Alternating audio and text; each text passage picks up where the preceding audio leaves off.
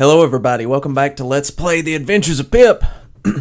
I'm sorry this episode took so long to make, but finding the villagers, I did that all on my own. No guide, no wiki, no game fact, no nothing. Even though I tried to find stuff to make it a little bit easier on some of them. Most of the villagers were pretty easy to find. What follows right now is just a bunch of me, getting the villagers, not how to get the villagers, mostly just me getting the villagers and showing you that I'm 100%ing the game, which I've still got 4 left to get as of right now. There's one mission which I want to do, you know, as the next part. It'll probably be part 17 or something, but it's the last, well, not the last castle level, but second to last castle level. At least I think it's the second to last. That castle level 4 stage, I have no idea what that is. That could be a boss, that could be a segue into another area, who knows what it is. I have not spoiled myself. I haven't looked up anything on this game, so it's basically, you know, it's been a blind run, but you guys knew that if you've been watching this from the beginning, that I did this. And I may be late to the game with the release of this game, because it was out on the PC and stuff, and I think it's coming to iOS and Xbox One and PlayStation 4, maybe Xbox 360 and PlayStation 3. I don't know which, but you know. So yeah, basically this is just me cutting to getting the villagers one by one and all that. As you can see, the number of villagers goes up. I just got 2 there, and yeah, this is a voiceover. I did this over a period of 3 or 4 days, and some of the villagers were pretty hard to find. There was one instance where I had to use a villager finder, which you can buy in the item shop, but basically it was only one time that I had to use that, so I feel like I'm pretty elite about finding these villagers and stuff, and I want to do the developer proud, because he favorited one of my tweets, you know, and it's just a really cool little gesture. And then he favorited another one, and I'm like, holy crap, this dude is he's consistently done good by me, so I'm gonna do good by him and try to do the best playthrough that I can. And I wish I could have done this better. I had a billion ideas of, like, I could have made a guide out of it or something, but I was thinking to myself, if I make a guide out of it, then it's not going to be fun anymore. And I wanted it to be a fun experience of me making these videos.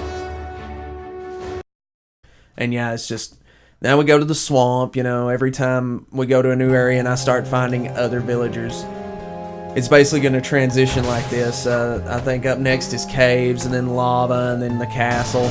Well, not the castle. No, I haven't finished the castle yet. There's only like 2 stages left of the castle that I got to do. One I've already completed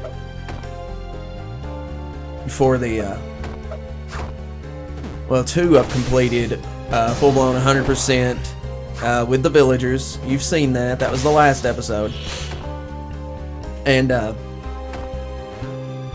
all I've got is the last 2 levels to get the villagers, and yeah, that next stage after 5-3, I think, Castle 5-3, is a completely new stage. So basically, I know I'm rambling here and not really thinking much about what I'm saying, but I'm trying to think about things to say, I guess. Mainly is, this game is going to be 100% and it's going to be completed, and I thank you guys for joining me this far into it. It means a lot to me, and I'm hoping that there's more from Mark Gomez and TicToc Games and his amazingly genius composer, Jake Kaufman. I haven't heard music this good in a long time. I mean, it's just, it blows me away. There are some things about the game that I do not like. Some of the design aspects, like when you're trying to get on those little fall-away platforms, like the wood ones right there, and you just fall through them as single pixel Pip. I'm not sure if that has something to do with Pip being invincible during his after hit frames. You know, when you get hit and you start flashing and stuff like that. It seems like that's the most that happens when you go through the blocks. That's one of the only problems. The other problem, the last problem that I've got, is that I don't know if this is a hardware problem or if the game just doesn't load correctly enough to where it's smooth. But I would certainly have problems where I would be running through a place really fast, trying to speed run through the area to get to the next villager or whatever, and the game would just lock up. It would freeze real fast. It would freeze only for like a couple of milliseconds, seriously. It wasn't long at all, but it's enough to jar you out of your comfort zone, and that is where you pretty much just crash and burn. Now that could be the Wii U's fault. I'm not for sure about that. I don't want to knock the Wii U, and I don't want to knock Mr. Gomez's work that he's done here. But that's one thing that I would look into, depending on if it was a development issue or a hardware issue. And I couldn't tell you. I couldn't tell you which one that is. I'm not a game developer, and I'm not a console developer. I barely put my computer together. When I put in that second graphics card, I about had a heart attack because I thought I had statically blown the thing up. It's just one of those things. And I'm also kind of intrigued about what's going to happen after we get all the villagers.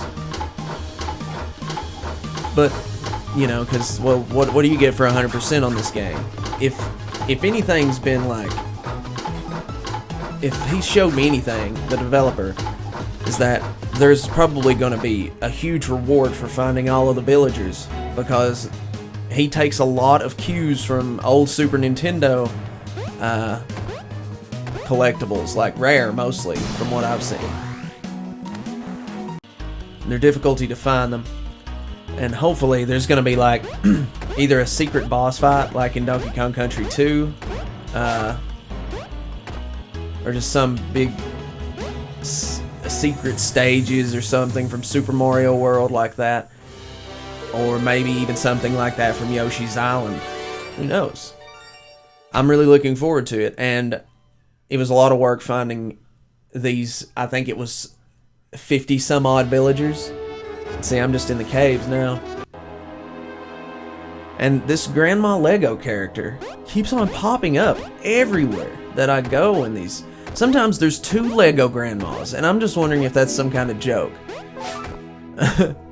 Because if it is, then haha, very funny. Keep on rehashing Grandma Legos, okay?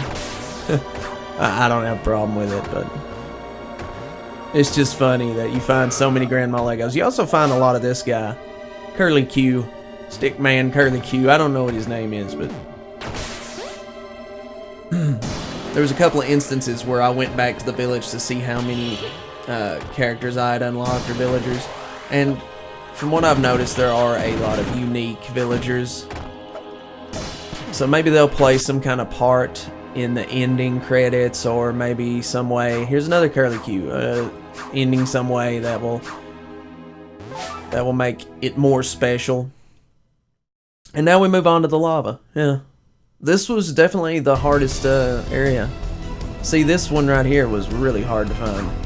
And okay, the reason why some of these villagers are not showing up and I ain't showing the villagers is because I found them by accident, you know, and it auto saves when you collect them. Well, I guess you could start the stage over, go die or something, but I just thought that was kind of counterintuitive. I don't know. It's just a waste of time, you know what I mean? And besides, I'm doing a lot more than just the Adventures of Pip. I'm also doing Fallout, Bloodborne. I'm making thank you videos, stuff like that. I stay busy. I got a job, you know. Gotta hold down a job, gotta pay the bills, gotta feed the children. So I don't have any children. I feed myself mainly. The life of a bachelor. The Bachelord. All hail the Bachelord. But definitely good level design in this game. Music, excellent. Only a couple of problems that I saw. Nothing big time. very enjoyable experience. I'm hoping there's going to be an Adventures of Pip 2, or if he moves on to something else, I'm hoping that it's just as godly as this game, because we need more of this. Boy, this was a hard one to find too. It took me forever. Yeah, once you drop that, that opens up and you get that guy, which I done got him because, you know, I'm all full of gusto and craziness. There was a lot more enemy designs than I thought there was going to be. You know, we haven't really seen many of those squid guys in the game. This one was a weird one too. I almost screwed it up right here. That lava gets really close. I mean, die hard with a vengeance close. But now we're starting to come up on the end of the video here. This is probably the last villager. I can't remember. But if you guys want to, you can wait till after the video's over. There's going to be some annotations at the end, and I want you to click on those if you see a video that you like or a game that you want to see me play. At the beginning of the episode, there's also a little eye in the top right corner of the screen. Your right, not mine. That's going to take you to another video or playlist that I've done. And yeah, I hope you guys enjoy this. See ya. This game couldn't have come at a better time in my life. I've been having some rough times, man, but this is just bringing a big smile to my heart. Thank you, Square Enix. You've really done it. You've finally got yourself out of the hole. I can't wait to play this when it comes out.